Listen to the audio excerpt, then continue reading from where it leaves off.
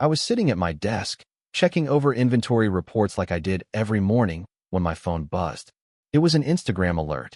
Normally, I would ignore it, but the tiny preview photo showed my wife's profile picture, so I tapped it. There she was.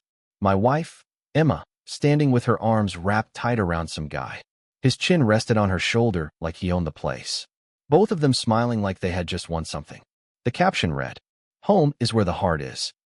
My stomach tightened. I knew that face. Evan Parker. Her old boyfriend. The one she dated for 3 years before she met me. The same guy she swore was ancient history last Thanksgiving when his name accidentally came up.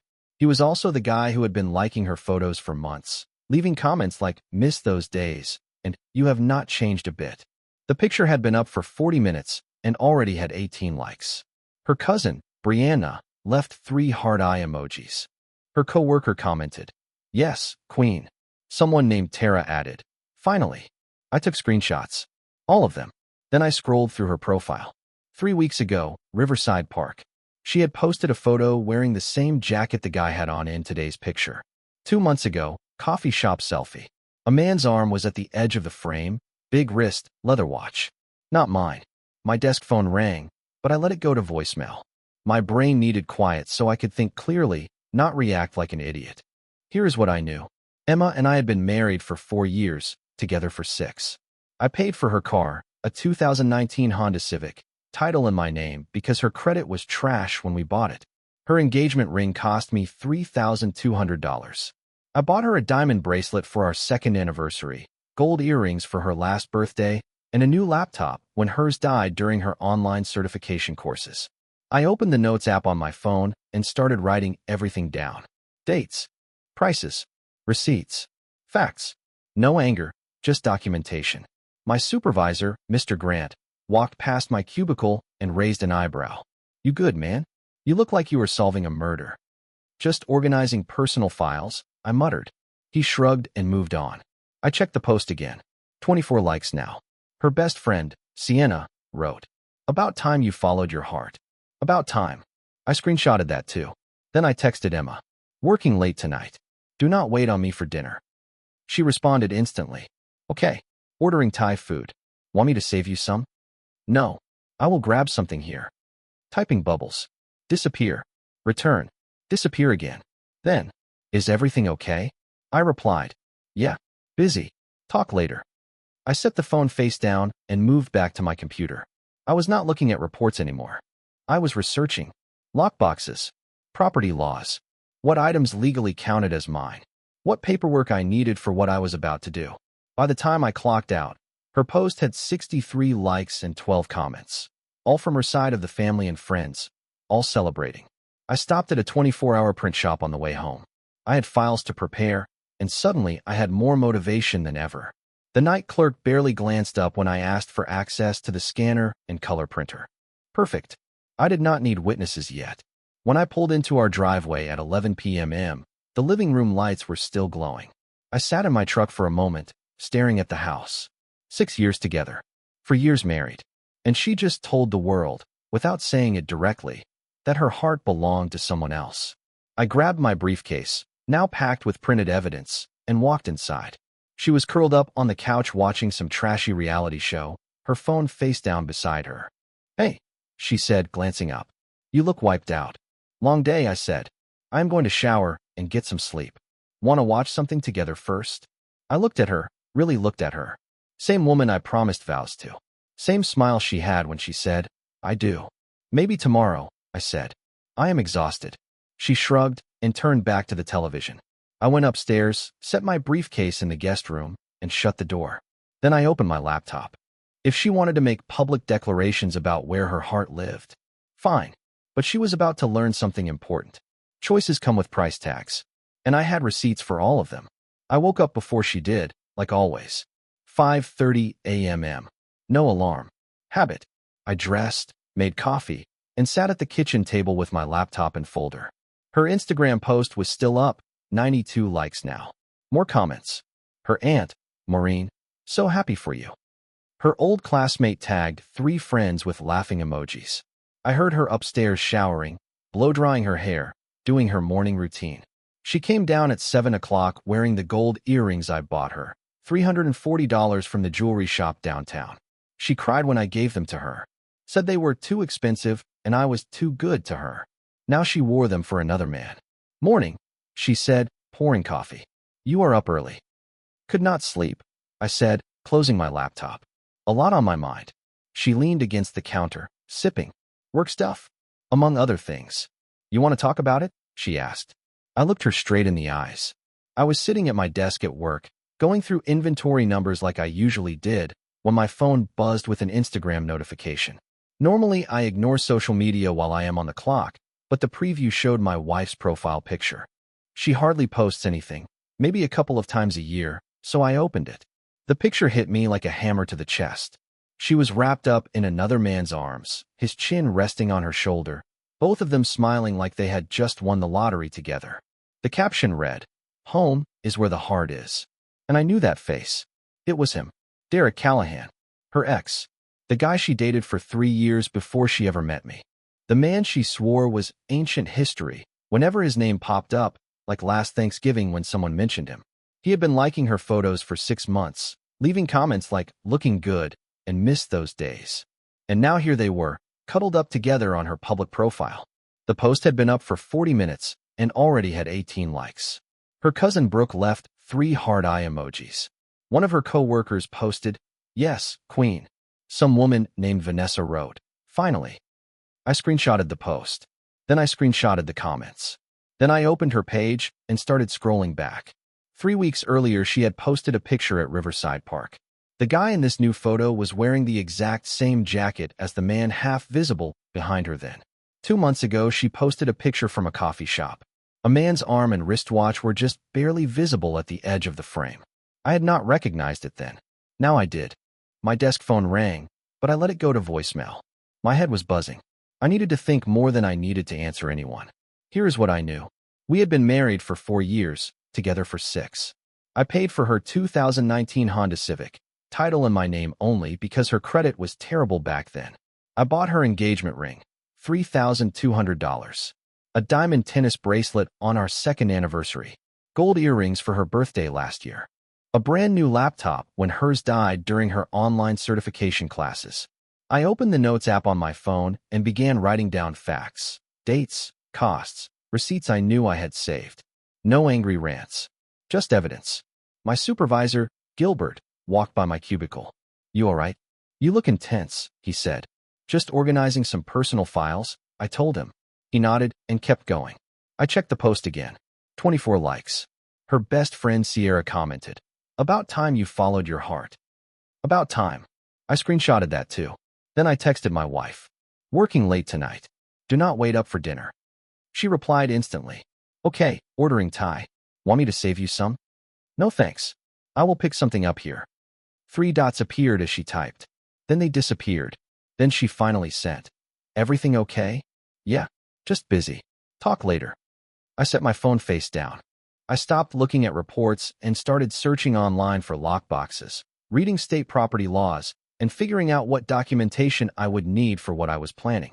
By the time I left work, the post had 63 likes and 12 comments, all from her friends and family. Cheering her on like this was some Hallmark movie. On my way home, I stopped at a 24-hour print shop. I had paperwork to organize, and suddenly I was very motivated to get organized. The night shift kid barely acknowledged me when I asked to use the scanner and printer. Perfect. I did not need an audience. I pulled into our driveway at 11 o'clock. The living room lights were still on. I sat in the truck for a minute, staring at the glow in the window. For years of marriage. 6 years together. And she publicly announced that her heart belonged with someone else. I grabbed my briefcase full of freshly printed documents and walked inside. She was on the couch watching a reality show, her phone face down next to her. "Hey," she said, looking up. "You look exhausted." "Long day," I said. "I am going to shower and crash. Want to watch something together first?" I looked at her, same woman I married, same smile she wore while saying, "I do" in front of 100 people. "Maybe tomorrow," I told her. "I am wiped." She shrugged and went back to her show. I went upstairs, set my briefcase in the guest room, shut the door, and opened my laptop. If she wanted to announce to the world where her heart lived now, that was her right. But she was about to learn something important. Choices come with a price. And I had the receipts.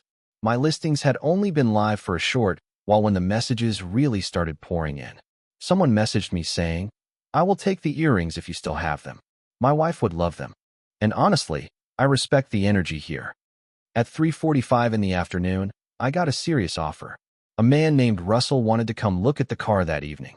I set the appointment for 7 o'clock. Another inquiry came in about the ring from a woman named Stella, who wanted to meet at a coffee shop so her jeweler could confirm the stone and the setting. I sent her a copy of the appraisal papers and agreed to meet her Saturday morning. By 4 o'clock, my posts had been shared more than 200 times between different groups. People were tagging friends, arguing in the comments, and tossing around popcorn emojis. I ignored all of that. I was focused on the buyers. Then the phone call started. An unknown number rang. I let it hit voicemail. Another unknown number called right after. I muted my phone. I kept answering messages that looked legitimate. Around 4:30, my phone practically vibrated nonstop, texts from numbers I did not recognize, and voicemail alerts piling up. I finally checked one. A woman's voice said, "Hello, this is Patricia from Channel 5 News. We have seen your posts circulating online. We would love to talk with you about your story. Please call me back at..." I deleted it. Another message. This one from her sister, Addison. "What is wrong with you? Take those posts down now. You are humiliating her. Call me back." Not a chance. At 5 o'clock, my brother Clayton texted me. "Man, your posts are everywhere. I mean everywhere. My girlfriend showed me one that got reposted on Twitter. You are trending." I sent back. "Good. Let it spread." A message from my co-worker Gilbert arrived next. "Just saw your car listing in my neighborhood group. Someone shared it with the caption, 'This is how you handle disrespect. Stay strong, man.'" The buyers kept coming. One person offered $3,000 cash for the ring, no questions asked, said they could meet within an hour. Another wanted the bracelet and the earrings together and offered $800. Then, at 5:45, my phone rang again. Her number. I let it ring 3 times before I picked up. "Where are you?" she blurted out. Her voice shook like she had been crying. "I am at home," I said. "Where else would I be? Did you post my car for sale online?" "Correction," I said evenly. "I posted my car for sale online. The one with my name on the title." "Are you completely out of your mind? People are sending me screenshots. My entire family is calling me. My mother is crying." "Interesting," I said calmly. "When you posted that picture with Derek, it did not seem like anyone's feelings mattered. That is different." "You are right. Your post was about your emotions. Mine is about property. Much simpler. Take them down. Take them down right now." "I cannot do that," I said. "I already have a potential buyer coming at 7. His name is Russell. He seems serious." "You cannot sell my car." "Again," I said, keeping my voice steady. "My car. My name. My money bought it. You only drove it. That arrangement ends today." She made a sound, somewhere between a sob and a gasp. "You are doing this to punish me." "No," I said. "I am doing this because you announced to the public where your heart is. I am simply showing the public what that announcement cost." "I am coming home right now," she snapped. "Do not you dare let anyone look at that car." "I will be here," I replied. "But Russell will still be here at 7, so you might want to hurry." I hung up. By that point, the car listing alone had been shared over 400 times. Hundreds of comments. Some people calling me petty, more calling me a legend. Everyone fascinated. At 6:30, I heard her pull into the driveway. Our driveway. Our car, or mine, depending on how honest you wanted to be. The front door opened so hard it rattled the hinges. She stormed into the living room where I sat answering messages on my laptop. Her face was flushed, makeup streaked under her eyes. "Take them down. Right now." I did not even look up. "Russell will be here in about 20 minutes, I said. "Take them down." "And I already told you," I said, finally closing my laptop. "No." She grabbed the laptop from my hands. I let her. She scrolled through the screen, looking at the dozens of unread messages. Offers, questions, updates, tags. "This is insane," she whispered. "People are messaging me. My boss saw it. My aunt called my mother asking what is going on. Do you even realize what you have done?" I stood and took the laptop back. "I know exactly what I did. What I want to know is if you understand what you did." "It was just a picture with Derek," she said. "It was just a moment." I held up my phone and showed her the screenshot. 92 likes. 15 comments. Her cousin. Finally. Her friend. About time you followed your heart. So tell me, I said quietly, what exactly was I supposed to think? Especially when you never talked to me. Especially when you had already been meeting him at parks and coffee shops. Letting him slide right back into your life. All while wearing the earrings I bought you. Her mouth opened, then closed again. No excuses left. She clearly was not expecting me to know anything about the little catch-ups she had been having with her ex. How did you find out? She asked, her voice barely above a whisper. Your social media is not as hidden as you think, I said. And if you're going to post photos, maybe make sure the guy in the frame is not wearing a watch I know I never bought. She slowly dropped onto the couch, burying her face in her hands. This is not what you think, she said. Then explain it, I replied. Use short sentences so I do not get confused. She took a shaky breath. Derek and I started talking again a few months ago. That is all it was. Talking. Catching up. It never got physical. We never did anything wrong. You posted a picture of yourself wrapped around him, I said. And then you wrote a caption that basically told the entire world your heart lives with him. That is not nothing. That is a statement. I did not mean it like that, she said. It was just words. Words have meaning, I said. When you say home is where the heart is while clinging to another man, people put two and two together. Your family guessed. Your friends guessed. I guessed. And you left it up for hours. Even right now it is still. She snatched her phone and frantically opened her page. Her hands were trembling so badly she could barely hit the delete button. The post vanished. Too late, I said calmly. Screenshots exist. And the internet does not forget. Neither do I. The doorbell rang. Right on time. Russell. Do not answer that, she said sharply. I ignored her and opened the door. A man in his mid-40s wearing a Tennessee Titans hat and worn-in work boots gave me a nod. You the one selling the Civic? He asked. That is me, I said. It is out in the driveway. She appeared behind my shoulder. It is not for sale, she snapped. There has been some mistake. Russell looked between us with raised eyebrows. The post said it was available. It is, I said. Title is inside. Want to check the car out first? She hissed. Stop this. Right now. Russell shifted his weight awkwardly. If this is a bad time, I can. It is not, I cut in. Give me a couple of minutes. I went to my office, grabbed the title, the maintenance folder, and the extra key. When I came back, she was blocking Russell like some angry bodyguard. This is my car, she said. I held up the paperwork. Actually, the title has my name on it. I paid for it. She drove it, but it was never hers legally. Russell studied the document, then shrugged. Ma'am, if his name is on the title, legally it belongs to him. We are married, she said desperately. And I will be filing for divorce Monday morning, I added. So that little technicality will not last long. Her face drained of color. You are not serious. Completely serious, I said. I met with a lawyer yesterday during lunch. Papers are ready. Russell cleared his throat. I'm going to go take a look at the car if that is all right. I tossed him the keys. Check everything. New tires in March. Fresh oil change last month. All records are in that folder. As he walked off, she followed me inside. You really talked to a lawyer? She asked, tears in her eyes. I set the appointment the second I saw your picture, I said. Went in yesterday.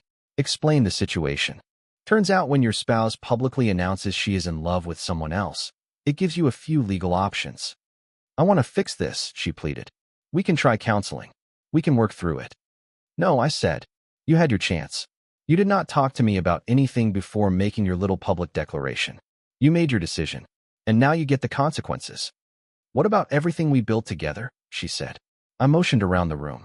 You mean the things I paid for? The furniture I bought? The lease I signed? The bills I covered? The gifts I gave you? You contributed what? The paycheck from your part-time yoga studio job that barely covers your monthly shopping sprees? That is not fair, she said. What is not fair, I said, is finding out your wife's heart supposedly belongs to someone else because she posted it online with a cute caption. That is not fair. This, I pointed toward the driveway where Russell was raising the hood, is just reality. A knock hit the door. Russell again.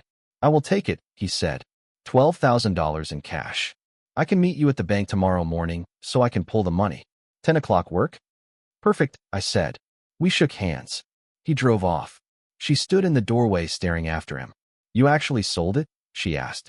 Yes. How am I supposed to get to work? The bus runs every half hour, I said. There is a stop 2 blocks away. Or call Derek. I am sure he would love to help. She spun toward me. This time there was no anger, just fear. Fear because she finally understood the mess she had created. What happens now? She whispered. Now, I said, I keep selling everything I legally own. The ring will be evaluated tomorrow. The bracelet and earrings already have offers. And you should start packing. All your things go by the door. Where am I supposed to go? That is not my problem, I said. You chose the road. Take it. I went upstairs and closed myself in the guest room. My phone kept buzzing. Messages, offers, shares, and I answered every one. Saturday morning, I met Stella at a coffee shop on 12th Avenue. She brought her jeweler, an older man named Walter, who studied the diamond ring under a magnifier while I sipped coffee and responded to more messages. After 10 minutes, he finally nodded. It is real, Walter said. Very good stone. Quality setting. I would value it at $3,400 in today's market. Stella slid a cashier's check across the table. $3,000, made out in my name.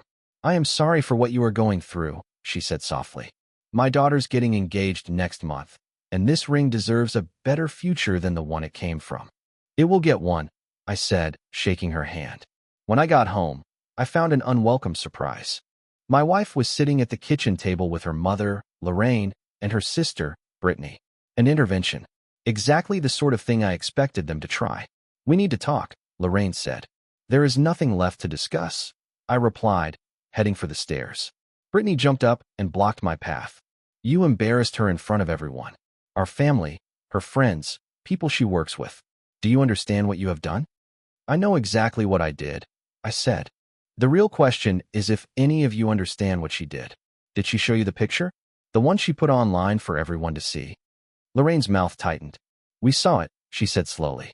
It was inappropriate, but it did not justify this level of retaliation. Retaliation? I asked. I sold things that legally belonged to me. That is all. You humiliated her publicly, Brittany snapped. She humiliated our marriage publicly first, I said. I matched her energy. Do not light a fire if you are afraid of smoke.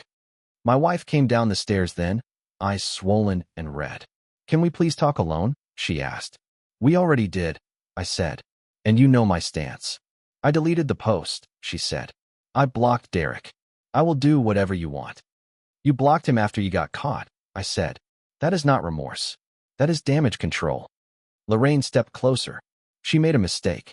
Marriage is about forgiveness. Marriage is also about loyalty, respect, and not announcing to the world that your heart belongs to someone else, I said. She crossed those lines, not me. So you were just going to throw away 4 years? Brittany demanded. She tossed those years aside when she posted that photo, I said. I am only cleaning up what she wrecked. I stepped around her and went upstairs. I had already signed a lease on a small 2-bedroom house across town. Nothing fancy, but it was clean, quiet, and available immediately. The landlord, a guy named Grant Shepard, only checked my credit, saw it was excellent, and handed me the keys. By Sunday afternoon, I had nearly everything packed. My clothes, my electronics, personal papers. All of it loaded into my truck. She stood in the bedroom doorway watching me work. You really are leaving, she whispered. On Tuesday, I said. Movers will be here Wednesday to take the furniture that is mine. What furniture? She asked, her voice shaking. The couch I bought before we were married. My desk from the office. The guest room television. Anything with my name on the receipt. You are taking the couch? She said, stunned. Unless you have $1,200 to buy it, I said. She did not respond. On Monday morning, I filed the divorce papers. By Monday afternoon, she was served at her job. Her sister Brittany called me screaming that I had humiliated her at the yoga studio in front of customers. She could have been served at home, I said calmly. But she was not there. Not my problem. You are being vindictive, Brittany snapped. No, I said. I am being efficient. By Tuesday, everything else was gone. The bracelet sold to a woman named Piper for $650. The earrings went to Sloan for $280. The laptop sold to a college kid named Evan, who paid $400 in cash. Everything documented. Every penny deposited into the personal account I opened Monday morning. Wednesday at 8 o'clock sharp, the movers showed up. She was staying with her parents by then, which made the whole process easier. When they finished loading my belongings, the house looked empty. I did one last walkthrough. In the bedroom, inside her jewelry box, I found a printed copy of the Instagram photo, the same one she deleted. She had printed it out before taking it down. I left it there. Let her keep the memory she chose. At my new place, I spent the day unpacking. On Thursday, I went back to work. My supervisor, Graham, asked how I was holding up. Better than I expected, I said. He nodded. Your posts are still going around. I saw one shared on a Reddit forum last night. Good, I said. Maybe someone will learn something from it. Friday afternoon, my lawyer called. She wants to negotiate terms, he said. Her attorney reached out. What terms? I asked. I do not want anything from her. She can keep what is in her name, which is not much. I want the divorce finalized so I can move on. She is requesting spousal support. I actually laughed. Based on what? I said. Her part-time yoga pay? We were married 4 years. She contributed nothing financially. She also destroyed the marriage. Tell her attorney, I said good luck. It should be straightforward, he said. Give it 6 to 8 weeks. That weekend, her brother Mason texted me. I do not blame you, he wrote. She messed up, but she is still my sister, so I had to try. I hope things work out for you. I appreciated that. Mason was solid. Sunday evening found me grilling burgers behind my new place when my brother, Caleb, walked in with a 6-pack. How are you holding up? He asked. Honestly, like I finally set down something heavy I did not realize I had been carrying. I said. Those posts finally slowing down. Mostly, I said, flipping a patty. I still get messages now and then. People sending me their own stories. Never knew how many folks went through the same kind of thing. Caleb chuckled. You went viral, man. That line you wrote, marriage over. She chose him. Everything must go. People everywhere are quoting that. I shook my head. I just wanted my stuff back. Going viral was an accident. Maybe, he said, but you handled it like a champ. No begging. No crying online. Just clean, sharp decisions. It was not cold, I said quietly. I was furious. Still am sometimes. But I refused to let anger make me stupid. Did her ex ever reach out? He asked. Not once, I said. The second her life got messy, he disappeared. He only wanted her when she belonged to someone else. The minute she was free, she became real and complicated, and he bailed. Caleb nodded slowly. She threw everything away chasing nothing. That is usually how it works, I said. We ate our burgers and drank our beers. We talked about work, football, and everything except her. It felt good, like my life was finally settling back into something familiar. Later that night, I got one last message from her. I am sorry for everything. You deserved better. I stared at it for a while. Then I blocked her number. She was right. I did deserve better. And for the first time in a long time, I had a real chance to find it. 8 weeks later, I was sitting in a small conference room at the courthouse. My attorney, Brandon Wells, had spread the final paperwork out across the table. On the other side sat her lawyer, a woman named Carla Marsh, with my soon-to-be ex-wife beside her. She looked different. Smaller, drained. The earrings I bought her were gone. All that shine she used to have, gone too. Judge Armstrong reviewed the settlement. No spousal support, he said. No shared assets because all assets are individually owned. Personal belongings remain with the party who originally possessed them. Everything else is clearly documented. He looked up. Any objections? Her attorney looked at her. She shook her head. This marriage is dissolved, the judge said. Effective today. That was it. For years ended in less than 15 minutes. Outside the courthouse, she chased after me. Can we talk? Please? There is nothing left to say, I told her. I regret everything, she said, eyes watering. Derek was a fantasy. You were real. You were good to me, and I destroyed it. You did, I said. Do you hate me? She whispered. I stopped and really thought about that. No, I said finally. I do not hate you. I just do not care anymore. She closed her eyes like the words hurt. That is worse. Probably, I said. And I walked to my truck where Caleb was waiting, leaning on the door. Done? He asked. Done. We drove back to my place. The house actually felt like home now. I had painted the living room, bought new furniture with the money from selling the things she left behind, even hosted a small get-together last weekend. Friends from the gym, co-workers, regular folks. It felt normal, comfortable. My phone buzzed. A text from Russell, the man who bought the car. Just wanted you to know my daughter passed her driving test yesterday. She loves the car. You gave us a good deal. I smiled and wrote back, glad it is appreciated. Caleb cracked open another beer and handed it to me.